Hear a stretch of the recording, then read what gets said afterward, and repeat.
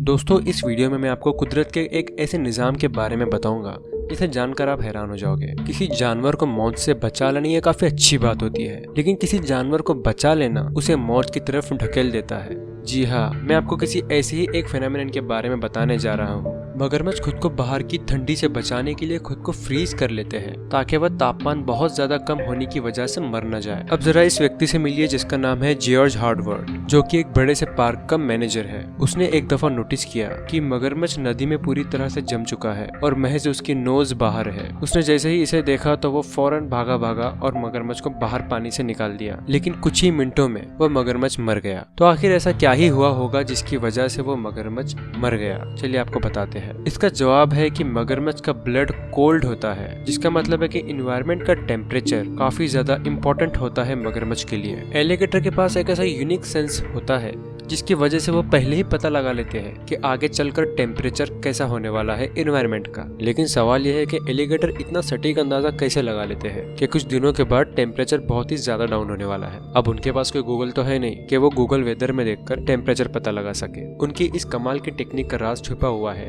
उनकी स्किन में। अब जरा आप उनकी स्किन को देखिए गौर से। यहाँ पर आपको कुछ स्पोर्ट्स दिखाई दे रहे होंगे और एलिगेटर की सिक्स सेंस का यही स्किन के स्पोर्ट्स जिम्मेदार होते हैं। इन स्पोर्ट्स की वजह से वो टेम्परेचर को बिल्कुल एक्यूरेसी के साथ आइडेंटिफाई कर पाते हैं कि अगले 2 दिनों या 3 दिनों में टेम्परेचर कैसा होने वाला है। यहाँ तक कि वेदर फोरकास्टर्स भी कभी कभार मिस्टेक कर देते हैं वेदर को आइडेंटिफाई करने में, लेकिन एलिगेटर्स कभी नहीं करते। क्यों ना वेदर के ब्रॉडकास्ट के लिए एलिगेटर कोई होस्ट बनाया जाए। लेकिन चलो अच्छा है एलिगेटर होस्ट नहीं कर रहा है, वरना वो हमें भी फ्रीज होने के लिए कह देगा। चलिए अब पॉइंट पर आते हैं। अब सवाल ये है कि अगर एलिगेटर खुद को पानी के अंदर रखता है और बर्फ की सरफेस से खुद की नाक को बाहर निकाल के रखता है, लेकिन अगर कोई इंसान उस एलिगेटर को बचाने की नीयत से उसे पानी के बाहर निकाले तो वो फौरन मर जाता है। तो ऐसा क्यों होता है? अगर किसी को पता है तो इसका जवाब नीचे कमेंट्स में बताइए, और अगर नहीं पता है तो इस वीडियो को आखिर तक देखिए। ये होता इसलिए है क्योंकि इन्वायरमेंट का टेम्परेचर उस पानी से वार्म होता है, मतलब थोड़ा गर्म होता है, और जैसे ही एलिगेटर को उस पानी से बाहर निकाला जाता है तो वो दोबारा से उस बर्फीले इन्वायरमेंट में आ जाता है और ब्लड में हुए इतने अचानक हुए चेंजेस की वजह से वो फौरन मर जाता है। उनकी गीली स्किन और ठंडा खून जैसे ही इन्वायरमेंट के कांटेक्ट में आते हैं वो इंस्टेंटली मर जाता है। लेकिन अब यहाँ पे एक और सवाल आ जाता है कि इन्वायरमेंट इतना बर्फीला होने के बाद भी उसके मुकाबले में पानी इतना वार्म क्यों होता है? इसके पीछे एक साइंटिफिक एक्सप्लेनेशन है। पानी के ऊपर से जो ठंडी हवा गुजरती है उसका डायरेक्शन हमेशा अपवर्ड होता है, और पानी की डेंसिटी काफी ज्यादा होने की वजह से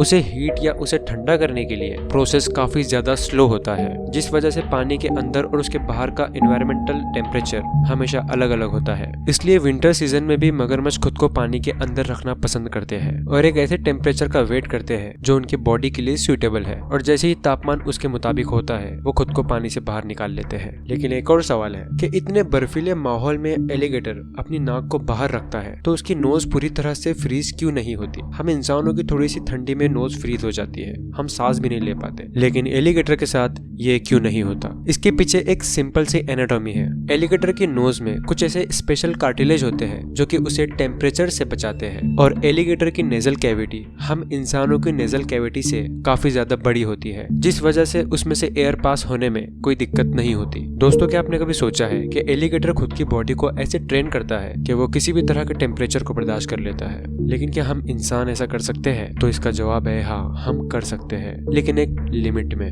डेविड ब्लेन, जो कि पेशे से एक म्यूजिशियन है, उन्होंने इस दुनिया में एक अनोखा कारनामा किया है। उन्होंने बर्फ के अंदर 6 टन आइस ब्लॉक्स के साथ उनका प्लान था कि वो 63 घंटे खुद को उस आइस के अंदर रखें, लेकिन 3 घंटे के अंदर ही उनकी बॉडी पूरी तरह से वीक हो गई और उनके ब्रेन के फंक्शन में डिसबैलेंस आ गया, जिस वजह से उन्हें 3 घंटे में ही उस पानी से बाहर निकलना पड़ा। लेकिन फिर भी हैरानी की बात है कि वो 3 घंटे तक खुद को उस बर्फीले पानी में कैसे रख पाए। इसकी एक ही वजह थी, वो थी प्रैक्टिस। अच्छा, वैसे एलिगेटर खुद को कितने वक्त तक उस जमे हुए पानी में रख पाते हैं? दोस्तों, वो खुद को 2 हफ्ते से लेकर तो 1 महीने तक खुद को उस पानी में रख लेते हैं, और वो एक ऐसी स्टेट में चले जाते हैं जिसे डीप स्लीप कहते हैं, जिसमें वो ना तो कुछ खाते हैं और ना ही कुछ पीते हैं, बस सांस लेते हैं और जिंदा रहते हैं। लेकिन सवाल यह है कि एलिगेटर ये कैसे कर पाते हैं? तो दोस्तों, एलिगेटर खुद के मेटाबॉलिज्म को और हार्ट रेट को धीमा कर लेते हैं, जिस वजह से उन्हें सिर्फ और सिर्फ हवा की जरूरत होती है, ना खाने की और ना पीने की। तो दोस्तों, वीडियो कैसा लगा नीचे कमेंट्स में जरूर बताना। मैं हूं आपका दोस्त ताबिश,